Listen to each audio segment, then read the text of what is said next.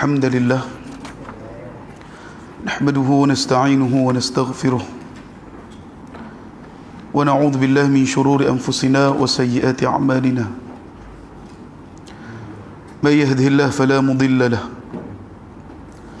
ومن يضلل فلا هادي له أشهد أن لا إله إلا الله وحده لا شريك له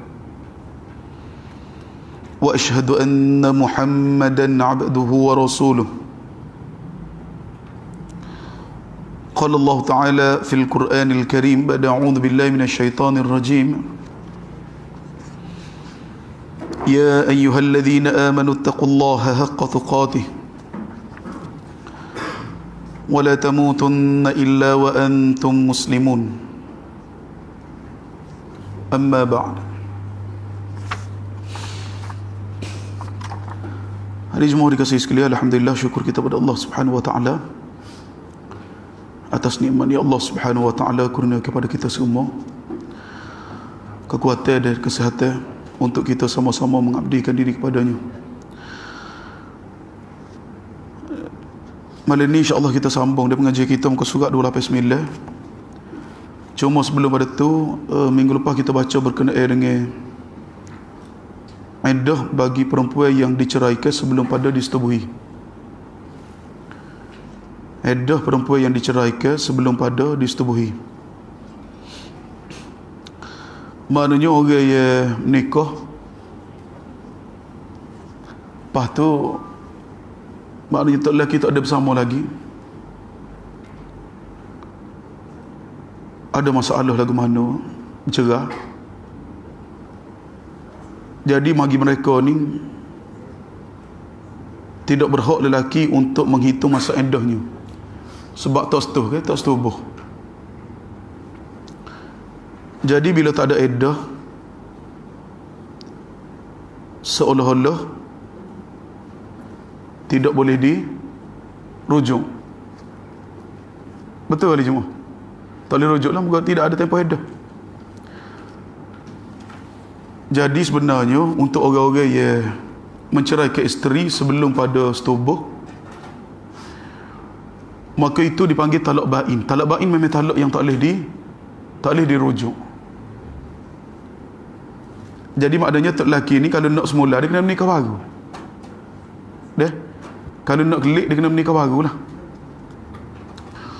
Sebab tu sebelum dia ambil jalan untuk berpisah kerana tak ada setubuh lagi, maka dia kena beringat. Hak punca balas ke berapa tu, hak tu suku lah.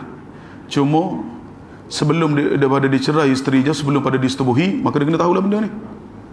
Dan kalau dia tak tahu dia menikah dah, kemudian dia cerai, dia tak tahu sekalipun, maka itu dipanggil talak bain. Kalau berasa nak semula, hak tina tak setuju, maka dia kena menikah baru. Dia kena menikah baru. Baik. Untuk malam ni hari Jumaat kita sambung. Yang kedua, iddah kerana kematian.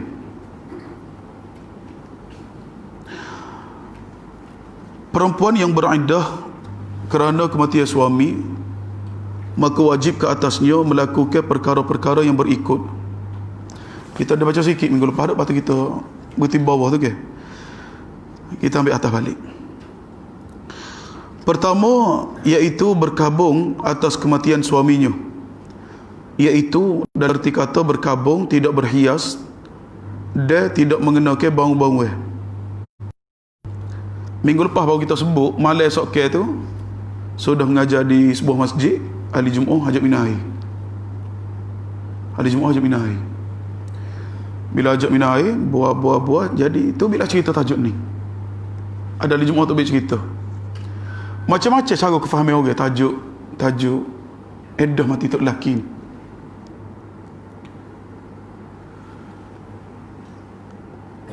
Sini dia sebut, jadi bini ni bila tok lelaki mati, tak boleh celok, tak boleh berjanguk, tak boleh pakai wangi-wangi ya, tak boleh pakai ya.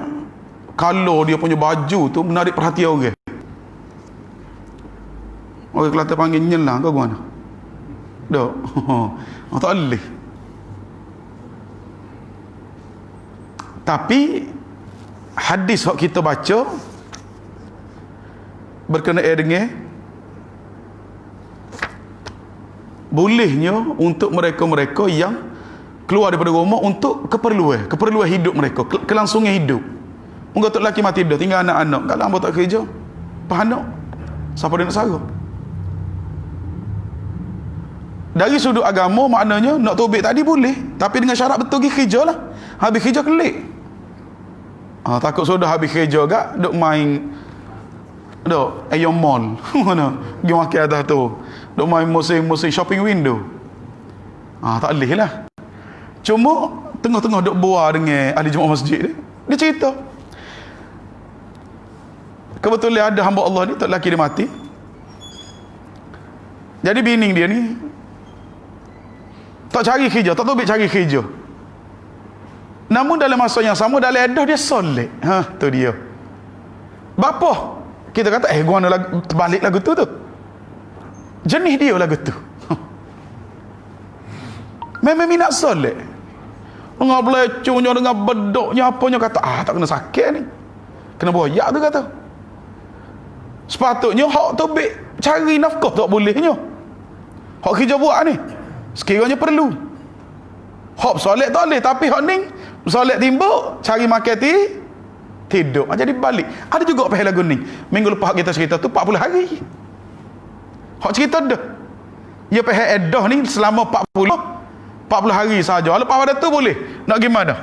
Nak pergi pusat peranginan boleh. Pulau Redai boleh. Hak tu hak minggu lepas. Ni cerita hak minggu ni. Ada kefahaman lagu ni.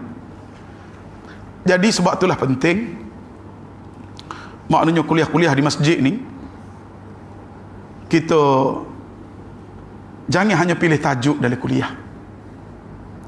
Kadang-kadang setengah orang ni dia minat bicara bab semaya sahaja, bab ni ya. Masuk bab zakat, malah nak mikir dia tu. Malah nak mikir ke mana muka kita orang. No. Kalau bukan orang tu suka kira orang, mana kena mikir pun. Ada jenis pilih-pilih hak ustaz mengajar ni, hak jenis minat menakir. Ada juga. Minat menakir, menakir dia ni. Naik seh menakir. Hak dengar naik seh. Moga ustaz duk nakir dah ni. Saya ni duk lah lain. Ada jenis, ustaz tu tak lawak sikit abu. Ada juga. Jadi ustaz ni nak mengajar ni kena cari buah untuk buat lawak. Ada juga. Ada ustaz dia sampaikan betul, dia cerita seperti mana dalam kitab sebut. Bra. Hamba tak apa. Tahu mengajar. Belah tu pula. Ilmiah dah. Payah kalah ahli jemaah. Dia tak gini. Selagi mana benda tu ilmu, hak tu kita nak. Hak tu sebenar. Sebab Nabi ni tidak kata duduk dengan sahabat ni duk main suka selok sama. Dak. Jarang ya kalau kita tengok Nabi sukanya nampak gigi kau berapa jarang. Iyalah benda tu ada, tapi jarang sangat. Jadi kita kena faham dia tajuk-tajuk sepatutnya lah dalam majlis-majlis ilmu. Maka kalau boleh gak kita dalam masalah tajuk tu tidak memilih tajuk. Selagi mana ianya ilmu dan bermanfaat untuk kita dan untuk akidah teh, maka mudah-mudahan kita diberi kuasa oleh Allah untuk sama-sama hadir dalam majlis-majlis ilmu tersebut. Supaya apa dia ahli jemaah? Sebenarnya penyebaran sebeginilah semakin luas bagi tahu. Kita mari mengaji ni, kadang-kadang dia tak jadi kita, dia jadi ahli keluarga kita lain. Jadi bila mana paling tidak ahli keluarga kita tak ada masalah, bila siapa cerita tu kita hamba ngaji dah kita bab ni. Cuma time tu hamba tidur. Nyanyi. Mana?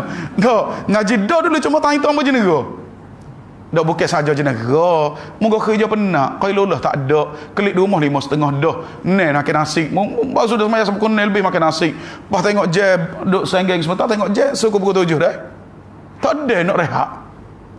Tapi pengajian itu terlucu lah. Hamba tak boleh nak jawab, hamba kena klik tengok kitab semula. Tak apa, tengok. Jangan hidup malu. Jangan kita berasa bila orang tanya, muka kita mari masjid ni nada, kita tak boleh jawab. Kita berasa satu keaiban bagi kita. Dok. Jangan ada perasaan lagu tu.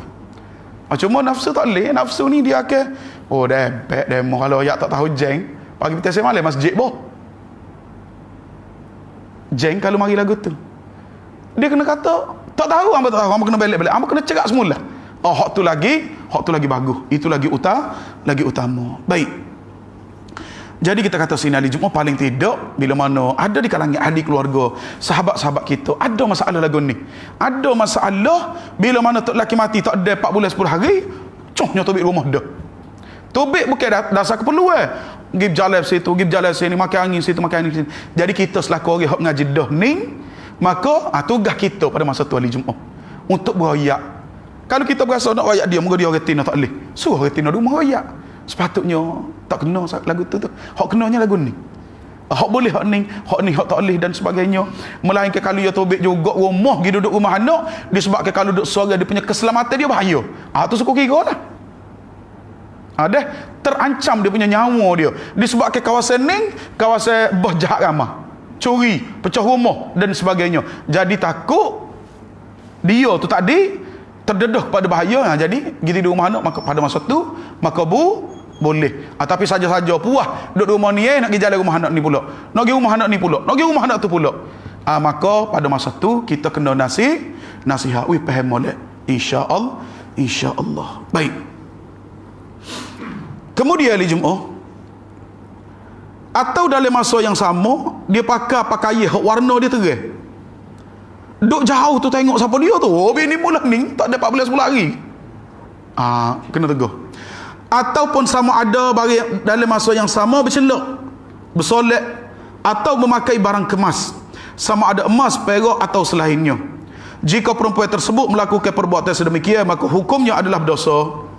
Hukumnya adalah dosa. Cuma kalau dia mandi pakai sabun dah, lepas tu beruh gigi, lepas tu pakai shampoo rambut, hak tu suku kira lah. Hak tu tak termasuk daripada larangan-larangan ni. Hal ini berdasarkan hadis daripada Ummu Habibah radhiyallahu an, katanya, la yahillu limra'atin tu'minu billahi wal yawmil akhir tuhiddu ala mayyitin fawqa 3 illa ala zawjin 4 ashhurin wa ashrah. Iaitu bermaksud tidak halal bagi perempuan yang beriman kepada Allah dan hari akhirat berkabung di atas kematian suaminya melebihi 3 hari, melainkan apabila kematian suami, maka dia hendaklah berkabung selama 4 bulan dan juga 10 hari. Maknanya tadi di atas kematian seseorang melebihi 3 hari, melainkan apabila kematian suaminya, maka dia hendaklah berkabung selama 4 bulan 10 hari. Dia tak boleh buat semua perkara-perkara yang telah disebut di atas tadi. Hadis diriwayatkan oleh Imam Bukhari dan juga Imam Muslim. Hadis ini menunjukkan bahawa haram bagi seseorang perempuan berkabung di atas kematian bukan suaminya. Seperti mana kita sebut minggu lepas, perempuan diwajibkan untuk berkabung di atas kematian suaminya selama 4 bulan 10 hari. Rasulullah sallallahu alaihi wasallam membenarkan perbuatan bagi menzahirkan kesedihan dan menyuruh orang ramai mengucapkan takziah dalam tempoh 3 hari sahaja. Ini kerana dalam tempoh ini kebiasaannya jiwa seseorang tidak mampu untuk menahan sabar dan menyembunyikan kesedihan. Hal ini berdasarkan hadis daripada Ummu Atiyah Al-Ansariyah radhiyallahu an, katanya, ni muslimat ni perlu memainkan peranan dalam bab takziah. Muslimat kena main peranan. Sebab bila hak mati ni tok lelaki, kalau kita nak pergi jumpa dengan muslimat hak janda tadi, takut jadi lagu lain lah. Takut jadi fitnah. Jadi siapa dia sini? Hak ucap ni. Kalau boleh gak sama ada anak tina kita ataupun orang tina kita, maknanya bila kita pergi nawak tadi, suruh orang tina ni untuk ucapkan takziah kepada keluarga si mati tadi. Takut namakannya pergi jerit sekali. Orang tina jangan jumpa sama dia, duk main sama dia.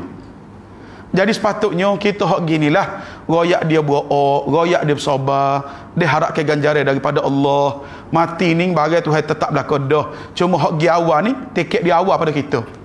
Kita ada tiket juga, cuma tak tahu bila. Tapi moga hak mati tu cerak. Sepatutnya lagu itulah kita kena pesan kepada keluarga si mati tadi. Baik. Hal ini berdasarkan hadis daripada Ummu Atiyah Al-Ansariyah radhiyallahu an, katanya, kunna nunha an nuhidda ala mayyitin fawqa 3 illa ala zawjin 4 ashhurin wa ashrah wa la naktahila wa la natatayyaba wa la nalbasa thawban masbughan illa thawba asbin wa qad rukhisa lana 'inda at-tuhri idza ightasalat ihdana min mahidha fi nubdhatin min qusti adfarin wa kunna nunha 'an ittiba'il janaiz. Iaitu bermaksud kami dilarang berkabung atas kematian seseorang melebihi 3 hari. Maknanya kalau atas orang lain boleh, tapi tak boleh lebih pada 3 hari. Sebenarnya kalau dia nak berkabung juga, kalau bukan tok laki mati, atas syarat tok laki wi lah. Tok laki wi boleh lah. Cuma tak boleh lebih pada 3 hari kematian orang lain, melainkan tok laki yang mati. Maka pada masa tu katanya Nabi SAW dibenarkan berkabung selama 4 bulan 10 hari. Kami tidak dibenarkan bercelok, berwangi-wangi dan memakai pakaian-pakaian hak comel, hak menyelah, hak menarik perhatian orang. Berseri, maknanya dalam masa yang sama naik seri pun tak boleh. Siapa masa tu? Siapa setara tu? Melainkan asb, iaitu sejenis pakaian perempuan Arab. Maka ketika mandi setelah suci daripada haid, kami dibenarkan menggunakan sedikit daripada minyak wangi. Bolehlah pakai sedikit minyak wangi. Pada masa tu kami juga dilarang untuk mengiringi jenazah. Walaupun larangan ni tidak tegas sangat, tapi sebenarnya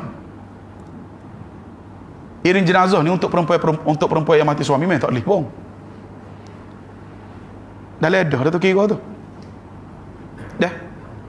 Tak boleh tak lagi kubur tok laki sepatutnya duduk rumah. Ada tempat kita ni duk ikut sekali ni, iring jenazah ke kubur. Bapa hak mati tok laki hamba untuk kali terakhir ustaz. Tak boleh. Ada sahadis, cuma hadis tu ulama bahas. Perempuan duk tunggu. Nabi kata tunggu apa dia ni? Dia kata tunggu jenazah lah ya Rasulullah. Nabi kata, adakah kamu semua hok mandi ke dia? Dok. Kamu kau hok kapai ke dia? Dok. Dia jawab. Nabi tanya, mung kau hok urus jenazah masuk kubur? Dok juga, Pak. Tak sah, Nabi kata. Kalau ikut hadis tu ada. Cuma ulama masih lagi bahas dari sudut kesahihan. Cuma dalam hadis lain, selain daripada hadis ni, dia perempuan dilarang daripada mengiringi jenazah. Dalam hadis yang lain ada juga sebut Nabi larang, tetapi tidak berapa kuat larangan, tak ada. Maknanya Nabi tak tegas sangat.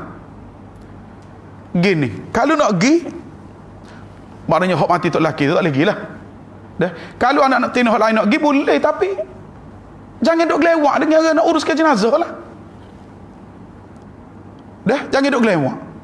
Hak ni orang duk tengah nak masuk jenazah, duk tengah akad, dia mau duk gelewak di kubur. Kita nak kerja apa payah.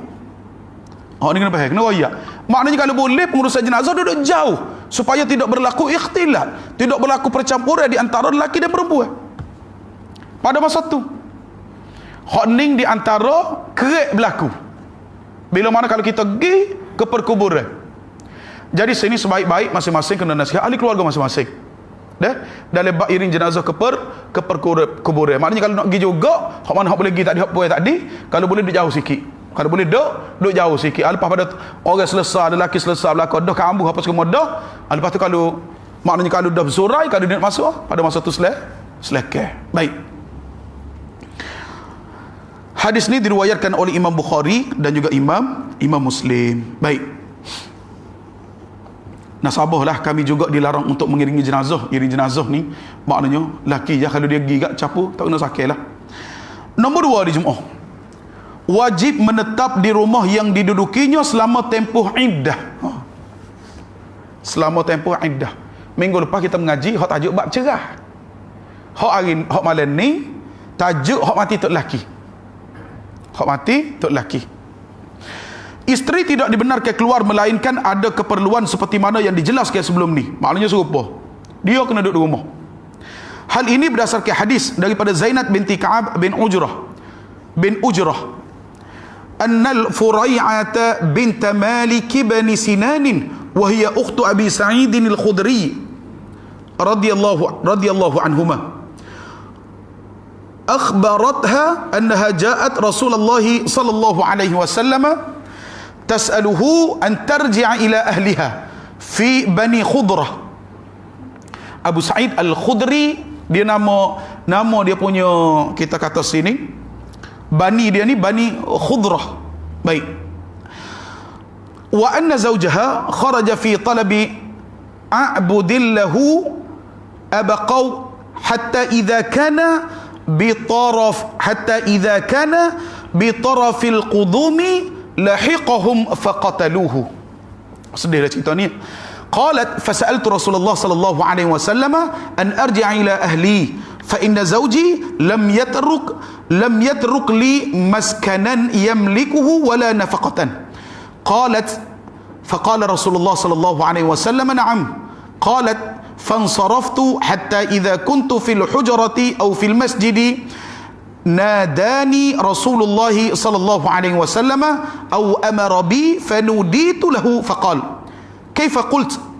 قالت فرددت عليه القصة التي ذكرت له من شأن زوجي قال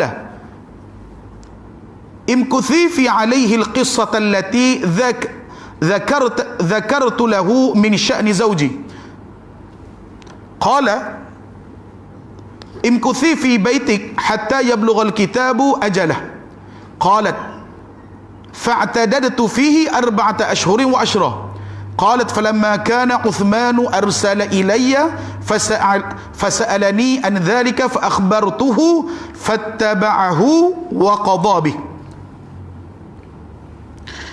Sesungguhnya satu ketika Furai'ah bin Malik bin Sinan, iaitu saudara perempuan kepada Abu Sa'id Al-Khudri radhiyallahu an. Salah situ dia terjemah binti dah. Hak atas tu betul dah, hak bawah salah. Maknanya dia ni adik-beradik perempuan kepada Abu Sa'id Al-Khudri radhiyallahu anhuma, semoga Allah meridai keduanya, telah memberitahu kepada Zainab bahawa satu ketika dia telah menemui Rasulullah sallallahu alaihi wasallam dan meminta kebenaran untuk kembali kepada ahli keluarganya. Maknanya dia pergi bertemu dengan Nabi, dia minta dengan Nabi untuk kelik kepada ahli keluarga dia. Maknanya kelik rumah ayah dia lah. Apa sebab dia? Iaitu Bani Khudrah, kerana suaminya telah mencari hamba-hambanya yang melarikan diri. Hamba melarikan diri. Jadi tok lelaki dia ni keluar pergi cari balik hamba-hamba tadi, hak lari daripada majikan dia ni, daripada tuan dia ni. Maka sebaik sahaja tok laki dia ni temung hamba-hamba tadi di satu tempat, maka mereka telah membunuhnya. Maknanya hamba tu bunuh tok laki dia tadi. Jadi apa tujuan dia nak tubik? Sebab tok laki dia telah dibunuh. Maka Furai'ah berkata, ya Rasulullah, aku meminta kebenaran daripada Rasulullah sallallahu alaihi wasallam untuk kembali kepada keluargaku, kerana suamiku tidak meninggalkan tempat tinggal miliknya dan nafkah perbelanjaan untukku. Lalu bila mana Nabi dengar cerita tadi, maka Nabi sallallahu alaihi wasallam bersabda, Nabi kata, ya Furai'ah. Seterusnya berkata, ya Furai'ah. Maknanya Nabi jawab ya dulu. Kemudian Furai'ah seterusnya berkata, kemudian aku beredar. Maknanya lepas dia cerita kepada Nabi, Nabi kata ya dulu. Tak lama lepas pada dia pergi, maka Nabi panggil semula. Tetapi sebaik saja aku berada dalam bilik atau dalam masjid, maka Rasulullah sallallahu alaihi wasallam pun memanggilku. Nabi panggil. Atau menyuruh orang memanggilku, dan aku pun dipanggil untuk menemui baginda. Lalu baginda bersabda, apa katamu tadi? Lalu Furai'ah menjawab, aku pun mengulangi kisah suamiku yang kusebut sebelum ini. Maknanya dia ulas semula kepada Nabi. Maknanya Nabi SAW untuk mengetahui cerita yang sebenar, dan Nabi minta diulas sekali lagi. Lalu baginda bersabda, Nabi kata, engkau tinggallah di rumahmu itu sehingga iddahmu selesai. Furai'ah berkata, aku pun tinggal di rumah itu sehingga iddahku selesai selama 4 bulan 10 hari. Maknanya duduk rumah tok laki dia.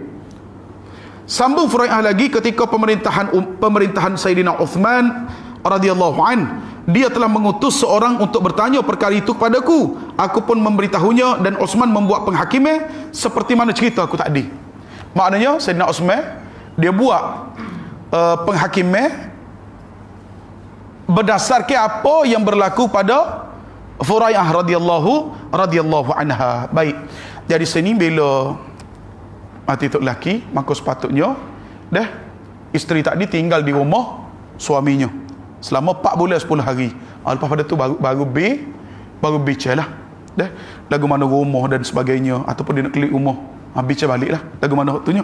Dari sudut kita kata sini, dari sudut warisan dan sebagainya, lagu mana waktu bicara ke dia. Hadis ni sahih dah. Hadis ni riwayat oleh Imam Tirmizi dan juga Imam Abu Daud. Adapun anggapan kebanyakan orang awam bahawa perempuan yang beriddah tidak boleh bercakap dengan orang lain. Tak boleh kecak dengan orang lain. Dia memang tak boleh kecak, dia mau duduk dalam rumah 4 bulan 10 hari.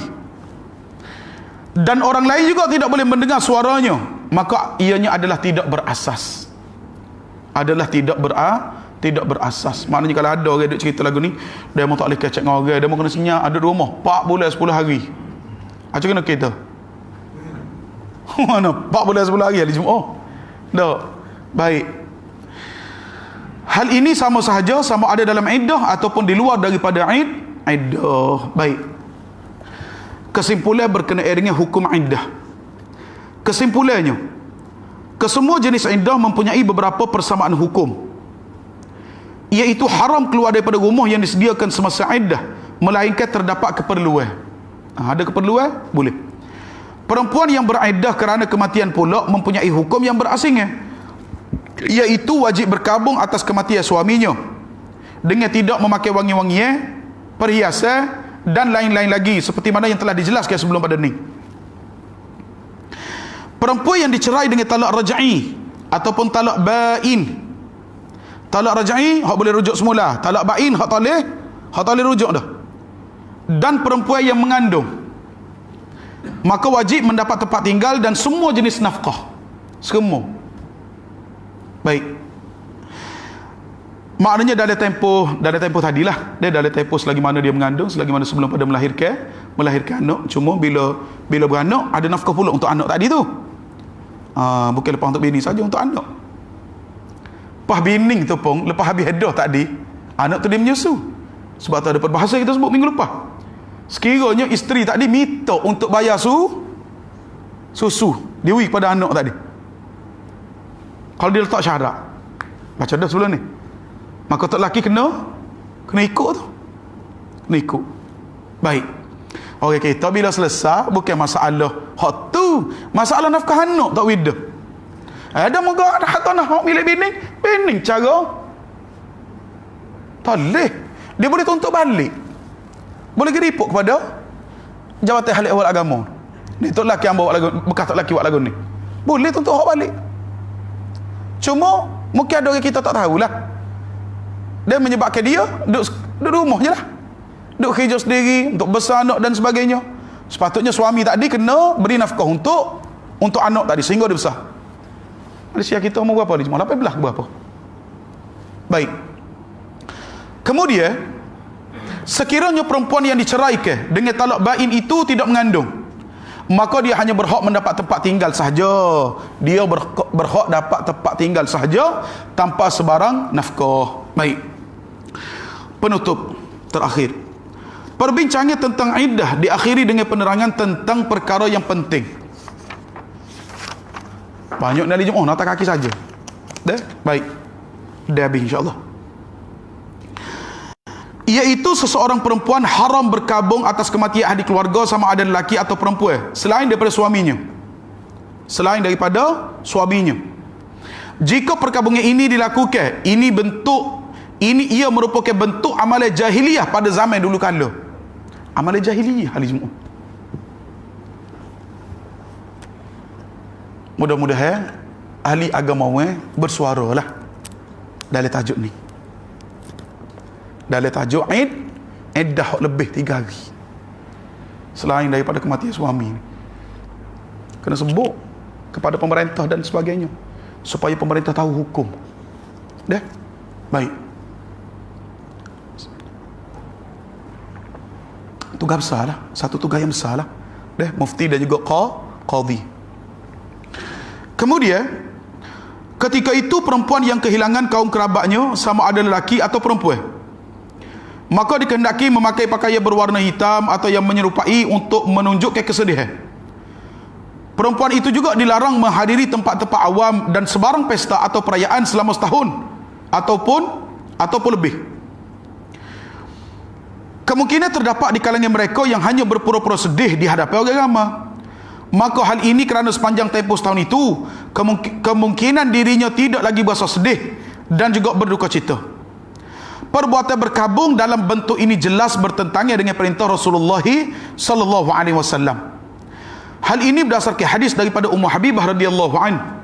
La yahillu limra'atin tu'minu billahi wal yawmil akhir an tuhidda ala mayyitin fawqa thalathin illa ala zawjin fa innaha tuhiddu alaihi arba'ata ashhurin wa ashra. Iaitu bermaksud haram bagi seorang perempuan yang beriman kepada Allah dan hari akhirat berkabung atas sesuatu kematian melebihi 3 hari kecuali kematian suaminya, maka ianya dibolehkan berkabung selama 4 bulan 10 hari. Hadis diriwayatkan oleh Imam Bukhari. Begitu juga hadis daripada Zainab binti Abi Salamah radhiyallahu an katanya, fada'at bi tibin famassat thumma qalat mali bi tibi min hajatin غير أني سمعت رسول الله صلى الله عليه وسلم على المنبر يقول لا يحل لامرأة تؤمن بالله واليوم الآخر تحد على ميت فوق 3 إلا على زوج 4 أشهر وعشرة. Yaitu bermaksud, aku menemui Zainab binti Jahsy radhiyallahu an ketika mana kematian saudara lelakinya. Dia mengambil minyak wangi dan memakainya sedikit lalu berkata, demi Allah, aku tidaklah memerlukan minyak wangi, tetapi aku telah mendengar Rasulullah sallallahu alaihi wasallam bersabda, haram bagi seorang perempuan yang beriman kepada Allah dan juga hari akhirat berkabung atas kematian seseorang melebihi 3 hari, melainkan kematian suaminya yang dibolehkan selama 4 bulan 10 hari. Hadis diriwayatkan oleh Imam Bukhari. Maka tiada perbezaan hukum antara perbuatan perempuan di kalangan mereka yang berpura-pura menunjukkan kesedihan dengan yang dilakukan oleh kaum lelaki yang menunjukkan tanda kesedihan dengan memakai tali leher atau seumpamanya. Maka semua perbuatan ini merupakan ikutan daripada budaya asing yang buruk dan haram serta menyebabkan dosa. 41 nota kaki ahli Jumaat. Okey, kita start nota kaki. Dinyatakan di sini berkenaan dengan masalah hukum berkaitan dengan iddah. Pertama, jika beriddah dengan bukan kematian, kemudian datang haid selepas selesainya, maka dianggap selesai iddah dan tidak perlu iddah dengan 3 kali suci ataupun haid. Itu yang pertama. Yang kedua, kalau berlaku haid ketika mana beriddah berdasarkan kepada bulan, maka hendaklah bertukar kepada 3 kali suci mengikut jumhur para ulama. 2. Ketiga,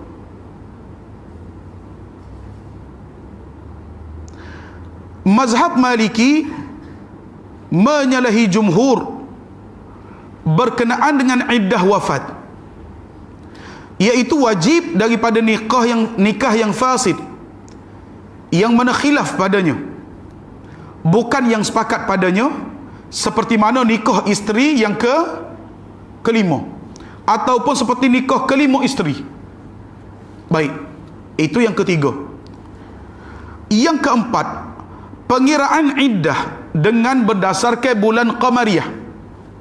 Berdasarkan bulan qamariyah, maknanya takwim hijri gitu. Dan yang kelima, jika berlaku perceraian pada pertengahan bulan, cara pengiraannya mempunyai beberapa pandangan. Cara kira bulan ni ada beberapa pandangan. Pandangan yang pertama, mazhab Maliki, Syafi'i dan Hambali,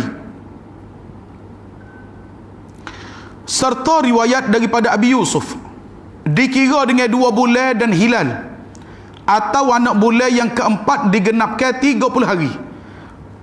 Anak bulan yang keempat digenapkan 30 hari sekalipun ianya kurang.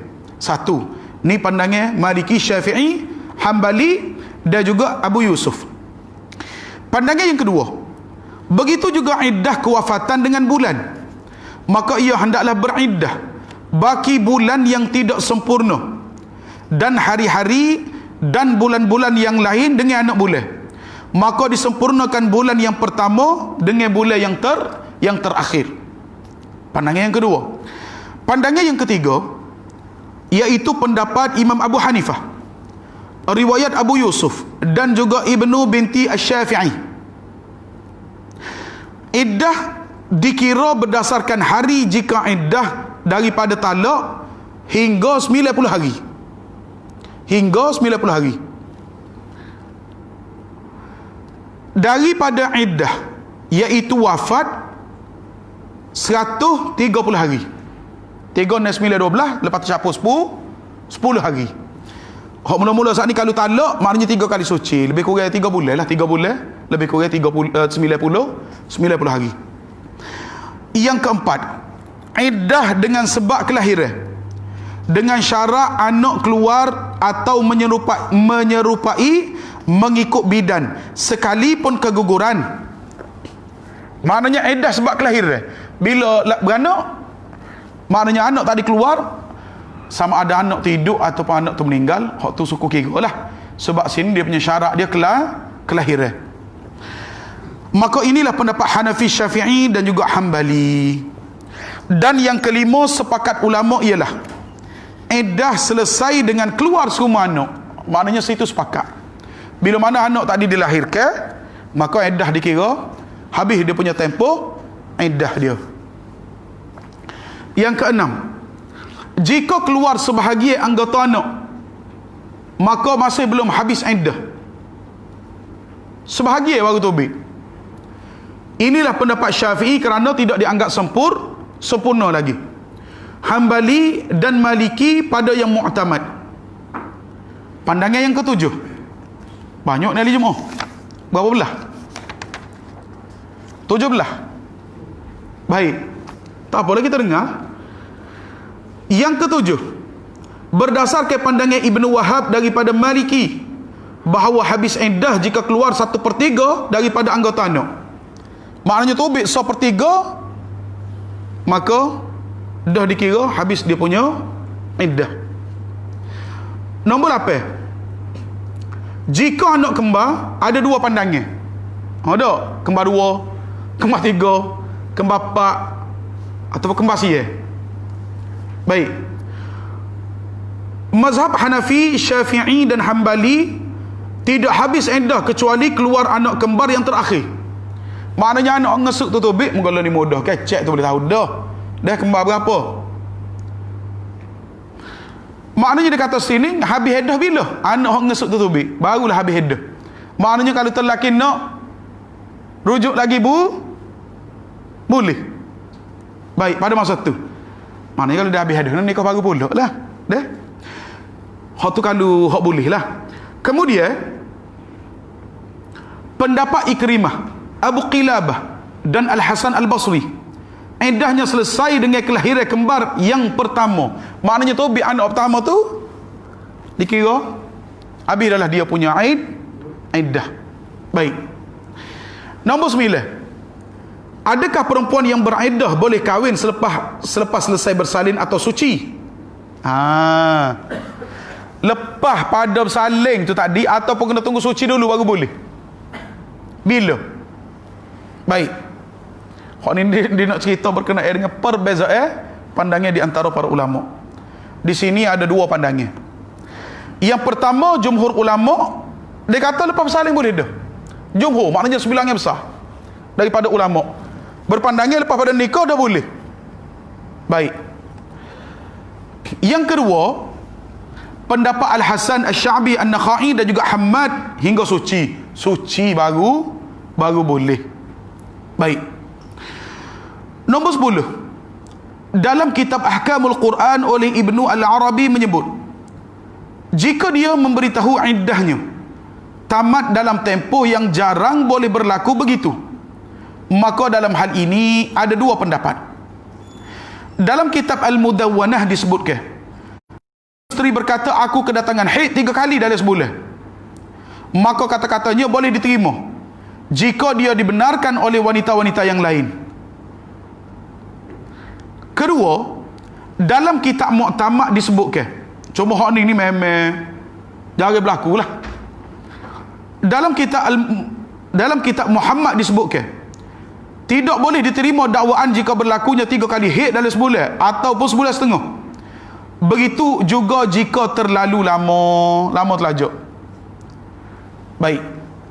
Yang ke-12, dalam Ahkamul Quran oleh Ibn Arabi menyebut, dalam kitab Muhammad disebutkan tentang wanita yang mengatakan dia hanya berhaid sekali dalam setahun, bahawa dakwaannya itu tidak diterima, di mana dia bukan seorang ibu yang sedang menyusukan anak.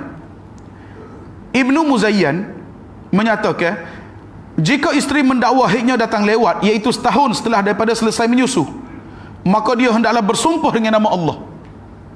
Takutlah ni pelawak je. Jadi kalau bersumpah ni berasa takut sikit, nak sebut kasih, bahawa dia tidak kedatangan haid. Siapa kena bersumpah? Sumpah itu boleh diterima pakai jika keadaan haidnya memang tidak diketahui dari segi adat, maka boleh terima masa tu. Nombor 12, dalam Ahkamul Quran oleh Ibn Arabi menyebut, Al-Qadi menyatakan, cuma dia tak sebut sini Qadi ini nisbah kepada siapa, Qadi Iyad ataupun lain. Kebiasaannya wanita dalam kalangan kami berhaid sekali dalam sebulan. Oleh itu saya berpendapat, wanita yang diceraikan tidak boleh berkahwin lain kecuali setelah berlalu 3 bulan. Seperti mana siapa dia sebut tadi hari Jumaat? Bintu Syafi'i ke? Dah? Bintu Syafi'i. Tu di antara pandangan dia tadi. 90 hari. Baik.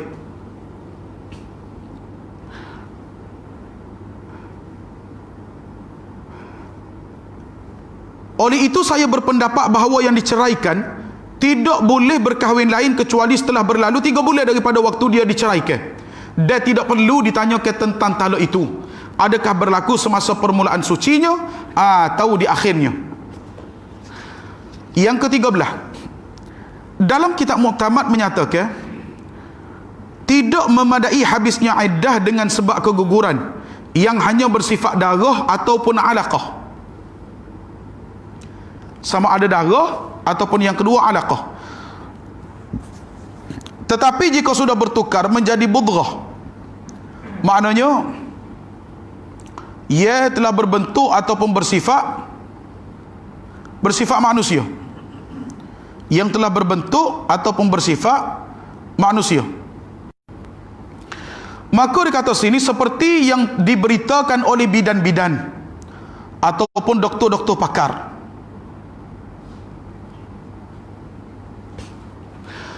Maka ia memadai dan iddah selesai mengikut pendapat yang mu'tamad. Baik. Sini ahli jemaah dah.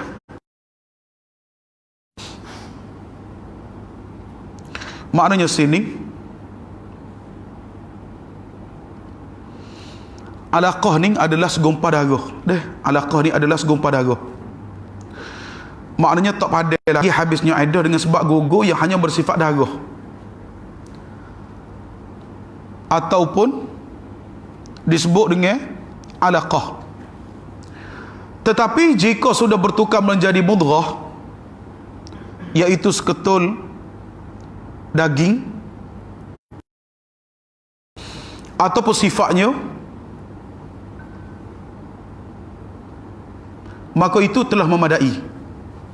Dah, dan iddah kira selesai mengikut kepada pendapat yang mu'tamad. Baik.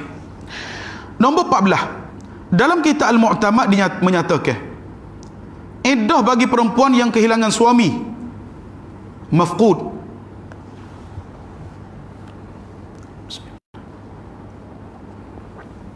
khabar-khabar ilah tak ada mana. Adakah kes ni ahli Jumaat? Ada. Orang-orang dulu. Dah? Tak tahu apa gimana. Ataupun ada berlaku juga baru ni, tahun lepas, 2 tahun lepas, pergi ke laut ilah. Ini di antara contoh lah. Memang tak jumpa siapa kali ni, tak silap 2 tahun tu. AJK Masjid pula pisah. Cikgu tak jumpa siapa lah ni bab ni. Baik, di kata sini iddah bagi perempuan yang kehilangan suami atau mafqud, maka hendaklah dikira apabila yakin kematian. Ni dia nak sebut, ada ulama berpendapat sehingga ghalib pada adat suaminya mati, seperti usia melebihi 90 tahun, maka barulah boleh beriddah 4 bulan 10 hari. Deh, tak jumpa jejak. Baik, dia di antara pandangnya lah. Dibawa yang muktamad sini. Nak bahas hak receh-receh tu banyak lagi. Deh. Sebab tu banyak disentuh kepada yang muktamad. Nombor 15. Dalam mazhab qadim bagi Imam Syafi'i. Maknanya sebelum daripada Imam Syafi'i pergi ke Mesir, perempuan tersebut hendaklah menunggu 4 tahun. Kemudian qadi memutuskan kematian suaminya 4 tahun.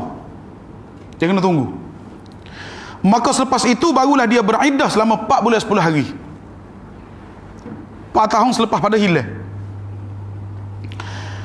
Ke-16, dalam kitab Al-Mu'tamad menyatakan, jika muncul suami yang hilang, maka ia dianggap sebagai suaminya mengikut pandangan yang baru, mazhab yang jadid. Jika sekiranya ketika itu dia sudah berkahwin, maka terfasakh nikahnya dan hendaklah beriddah, iaitu dengan iddah talak. Selepas itu barulah halal bagi suaminya untuk bersetubuh dengannya. Baik, maka terputuslah, terpisah dia punya nikah dia tadi.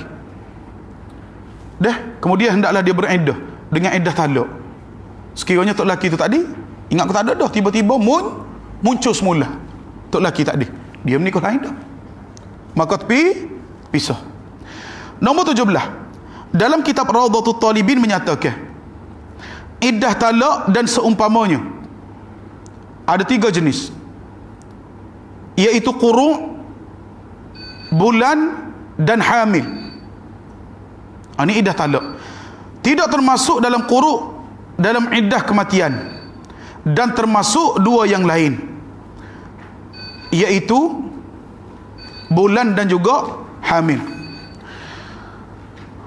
Kemudian ahli Jum'ah, baru sambung kita ni. Perhabis ni dulu baru naik atas.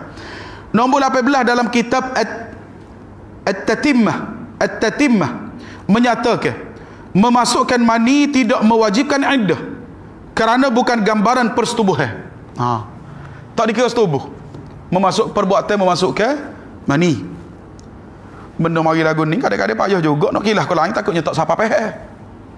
Dah. Baik, jadi kena sebutlah. Dan ini adalah pendapat insyaz, lagi dhaif dan tidak dikira khalwas taraf dengan persetubuhan, mengikut pendapat yang baru. Dan yang terakhirnya ahli Jum'ah, kalaulah seorang suami yang dibenarkan bersetubuh dengan isterinya kemudian mencerainya, maka wajib baginya beriddah. Dalam Rawdatul Talibin dinyatakan, jika yang dipotong kemaluannya dan kekal baki yang ada, maka tiadalah iddah bagi isterinya dengan sebab talak. Ini ada hak kemaluan dipotong. Seterusnya ahli Jum'ah kepada Allah Subhanahu wa taala lah dimohonkan agar membantu manusia menunaikan makna perhambaan yang sebenar-benarnya kepadanya. Semoga manusia akan bersikap redha dengan hukumnya, melaksanakan syariatnya serta petunjuk nabinya. Allahumma amin. Jadi habis kita hari Jumaat malam ni berkenaan dengan ba'iddah. Habislah ba'iddah. Tinggal sekarang ni kita dalam bab nafkah. Dalam bab nafkah pula. Jadi insya-Allah bab nafkah ni kita sambung minggu depan lah, insya-Allah. Cumanya tak teringat dalam mukaddimah tadi, kita sekarang berada di akhir daripada Zulqa'dah. Maknanya kita nak masuk pada 10 hari yang pertama bulan Zulhijjah, di antara hari yang mempunyai keutamaan yang begitu besar, supaya kita mempertingkatkan amal ibadat pada 10 hari yang pertama di bulan Zulhijjah. Sebahagian ulama-ulama tafsir menyatakan bahawa bila Allah Subhanahu wa taala bersumpah wal fajri wa layalin ashr, iaitu demi waktu fajar dan juga hari-hari yang malam-malam yang 10. Ulama berbeza pandangan. Ada yang menafsirkan 10 malam terakhir Ramadan. Ada yang tafsir 10 hari yang pertama Zulhijjah. Siapa dia yang tafsir 10 hari pertama Zulhijjah? Di antaranya Ibnu Abbas, di antaranya juga Az-Zubair, di antaranya juga Mujahid rahimahullah taala. Dah ada sebab lah Ibnu Abbas disebut demikian, dia pilih pandangan demikian kerana dia dengar hadis daripada Nabi sallallahu alaihi wasallam. Nabi kata, ma min ayyamin al-amalu salihu fihinna ahabbu ila Allah. Nabi kata tidak ada hari yang mana amal soleh lebih dicintai oleh Allah Subhanahu wa taala min hadhil ayyam, melainkan hari-hari yang 10 ni. Sahabat tanya Nabi, sahabat celah. Sahabat tanya, ya Rasulullah, sekalipun orang itu berjihad jalan Allah, mana lebih dicintai oleh Allah? Melaksanakan amal soleh pada 10 hari pertama Zulhijjah ataupun jihad jalan Allah, mana lebih utama? Nabi kata, walal jihadu fi sabilillah. Nabi kata, sekalipun jihad jalan Allah, hak ni lebih dicintai. Melainkan Nabi kata di akhir hadis, Nabi kata, kharaja bi nafsihi wa malih, melainkan dia keluar daripada rumah dia dengan dirinya, dengan hartanya, falam yarji' min dhalika bi syai'in. Dia syahid di medan jihad, harta dia semua habis sana. Nabi kata, melainkan ni hak ni lagi afdal. Itu di antara sebab lah ianya dipilih oleh Abdullah ibnu Abbas radhiyallahu an, disebabkan hadis tadi. Di antaranya dia banyaklah bila Allah Subhanahu wa taala berfirman dan surah Al-Hajj di antara contoh, wa yadhkuru smallahi fi ayyamin ma'lumat, dan hendaklah kamu, maknanya kita semua ni, mengingati Allah pada hari-hari yang telah sedia maklum ni. Bila Ibnu Abbas kali pula disebut hari yang 10, hari-hari 1 hingga 10 Zulhijjah disebut sekali pula situ.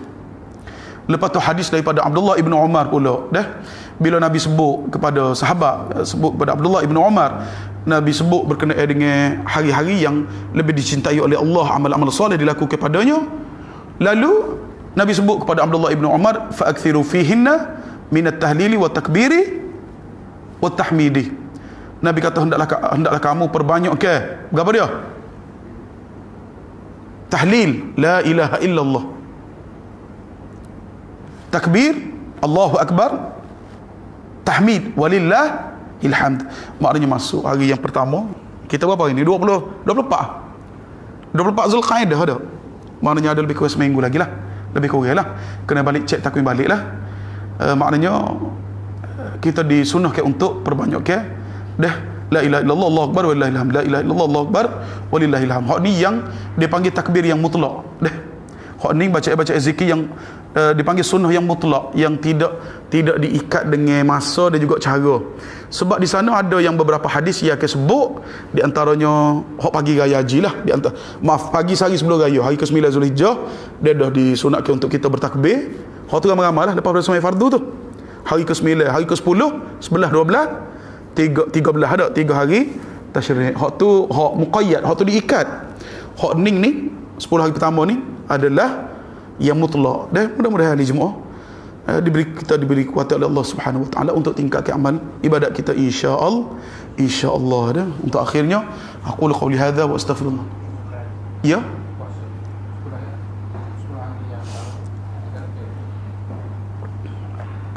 Dari sudut pengkhususan hadis tu tidak adalah sebut. Cuma golek gak di antaranya Isnin, Khamis, puasa sunat lah. Kemudian hari ke-9 di antara contoh. Walaupun hadis tu riwayat Muslim, ada sebagai ulama bahas lagi lah. Cuma hadis tu Nabi kata, Siyam yaum Arafah ahtasibu 'ala Allah an yukaffira as-sanata allati qablah was-sanata allati ba'dah. Nabi kata puasa hari ke-9 Zulhijjah ni, puasa hari Arafah ni, Nabi kata aku mengharap daripada Allah agar diampuni dosa setahun lepas dan juga setahun alah ke depan ni. Jadi puasa-puasa sunat tu pun boleh lah. Maknanya Senin, Khamis, lepas tu hari yang ke-9 dia daripada Zulhijjah tadi. Cuma ada Nabi hak lebih lagi. Ada hak lagi, cuma sebenarnya hak Nabi lagi untuk mereka yang berada di Arafah, Untuk orang yang tidak berada di Arafah, maka disunahkan untuk puasa. Dah. Wallahu a'lam. Aqulu qawli hadza wa astaghfirullah al-azim li wa lakum. Assalamualaikum warahmatullahi wabarakatuh. Barakallahu fikum. Subhanallah.